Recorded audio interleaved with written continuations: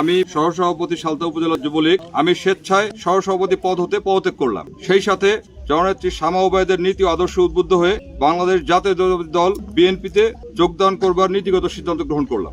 আমি পাবেল রায়হান, সহসভাপতি সালতা উপজেলা যুবলীগ 2015 সালের তৎকালীন ক্ষমতাসীন এক নেতার সম্মেলনবিহীন মন গড়া কমিটিতে আমাকে সালতা উপজেলা যুবলীগের সহসভাপতি পদ দেওয়া হয়েছিল।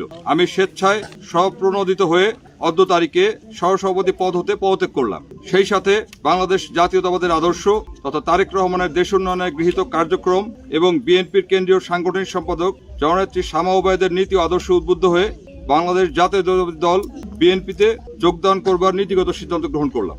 সেই সাথে সালতা নগরকান্দা গণমানুষের নেত্রী বাংলাদেশ জাতীয়তাবাদী দল বিএনপি কর্তৃক মনোনীত প্রার্থী জননেত্রী শামা ওবায়দ ইসলাম রিঙ্কু আপার জন্য কাজ করার দৃঢ় প্রত্যয় ব্যক্ত করছি। কোনো প্রেশার ক্রিয়েট করা হয় নাই।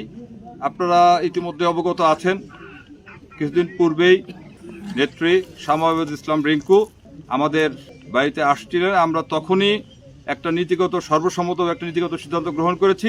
তারই ধারাবাহিকতায় আজকের এই সংবাদ সম্মেলন এবং বিএনপিতে যোগদান করার ইচ্ছা পোষণ করি।